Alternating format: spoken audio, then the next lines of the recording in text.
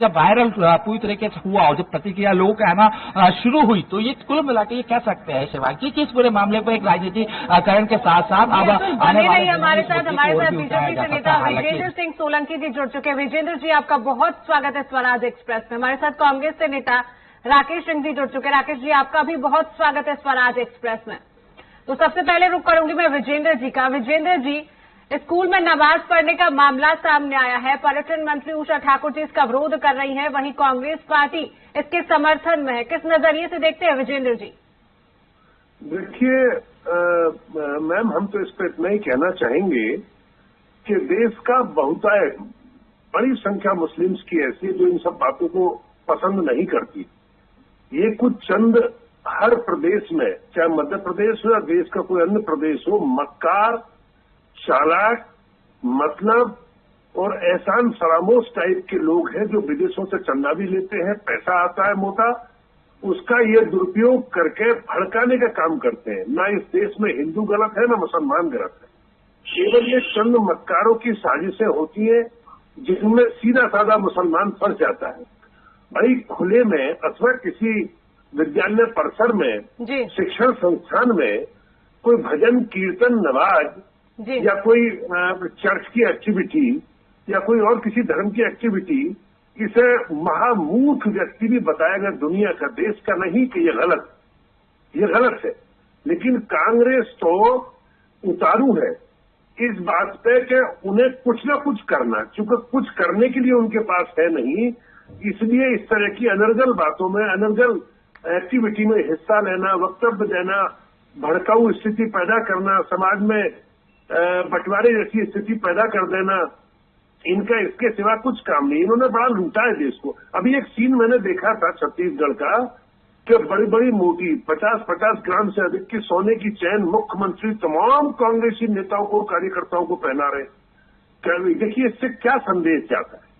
जो अरबपति खरबपति कार्यकर्ता और नेता कांग्रेस के, जो 80-80 साल के बुजुर्ग हैं अथवा 20 साल के युवा हैं, उनको बड़ी मोटी मोटी चैनें, तो क्या परपाटी हमारे देश की संस्कृति, हमारे सनातन की संस्कृति ये नहीं है। और मैं एक बात और साफ कह दूं, हिंदुस्तान का तमाम मुसलमान में ये 100% हिंदू है, 100% इनके पूर्वज हिंदू हैं। हमारे इनके पूर्वज एक ही हैं। लेकिन ऐसा नहीं है कि ये अनर्गल टाइप के लोग, बेहिसाब किताब वाले लोग हिंदुओं में नहीं है, सभी धर्मों के अंदर है। ये मक्कार लोग कुछ होते हैं, ये पहले भी थे, आज भी है और कल भी रहेंगे इस दुनिया में। ये भड़काने का काम जाती है। विजेंद्र जी, राकेश जी का रुख कर लेते हैं। राकेश जी, स्कूल में नमाज पढ़ने का ये जो मामला सामने आया है, आपकी पार्टी के पूर्व मंत्री सज्जन सिंह वर्मा जी ने इसका समर्थन किया है। राकेश जी, क्या कुछ कहेंगे? देखिए, जब चुनाव आते हैं जी, तो भारतीय जनता पार्टी उन्माद फैलाने के लिए ऐसे विषयों को उठाती है। अभी बोला जा रहा है कि डीएनए हिंदू का सब कुछ सर्टिफिकेट यही दे देंगे।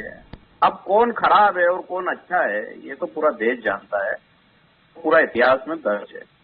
रहा सवाल स्कूल की बात जो आप कर रहे हैं कि चाहे नमाज हो, चाहे पूजा हो, चाहे अन्य किसी धर्म की आराधना हो, अगर शासन इतना गंभीर है तो आदेश क्यों नहीं जारी करता कि शिक्षा के जो मंदिर हैं वहां सिर्फ संविधान की पूजा होगी, वहां सिर्फ भारत माता की पूजा होगी, अन्य किसी देवी देवताओं के न चित्र लगाए जाएंगे, न किसी तरह की कोई ना नमाज पढ़ी जाएगी, न पूजा होगी।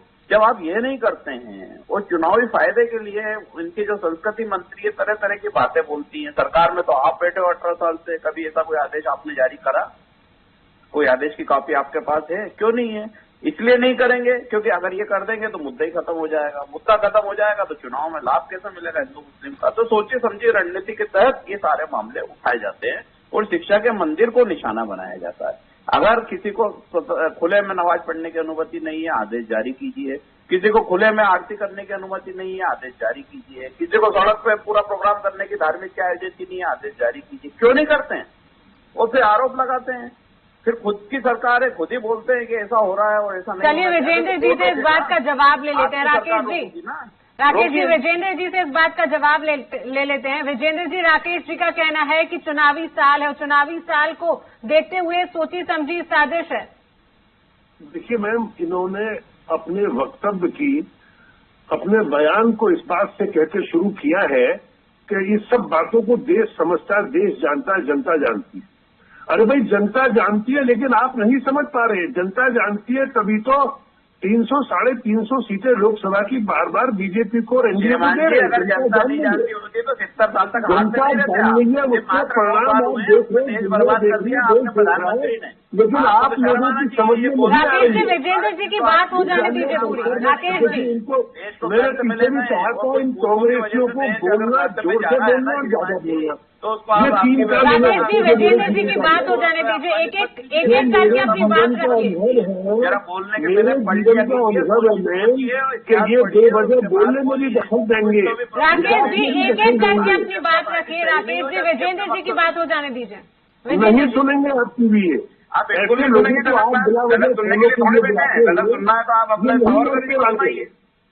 ये तो इनका सिद्धांत है, ज्यादा बोलेंगे, जोर से बोलेंगे, बार बार बोलेंगे। आपका सिद्धांत है झूठ बोलना। अरे भाई, हम जब हमारी बारी आई तो हम कायदे से बोले। पढ़िए ना, एंकर ने हमें रोका तो हम रुक गए, क्या बोला आज तक? लेकिन आप अभी तक भी रुकने को तैयार नहीं है। प्रधानमंत्री ने कभी ये बोला क्या? आपकी ये दुर्गति, आपकी पार्टी की दुर्गति, आपकी पार्टी की पोल, आपके पार्टी के नेताओं की पोल अपना हर दिन में दस्तखत होती है।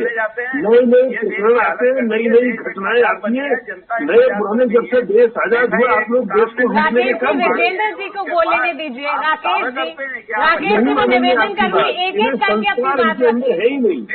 ये केवल मतलब से किसी पार्टी को ज्वाइन करते हैं और किसी को छोड़ रहे हैं। ऐसे लोग इस दुनिया में देश में पहले भी थे, आज भी मैंने पहले भी कहा था, कल भी नहीं। और आज आप बात कर रहे हो धर्म की।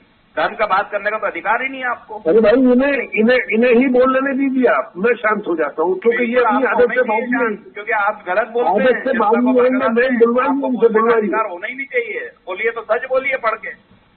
चलिए विजेंद्र जी, राकेश जी, समय का अभाव है, चर्चा को यहीं रोकते हैं। आप दोनों का स्वराज एक्सप्रेस में जुड़ने के लिए बहुत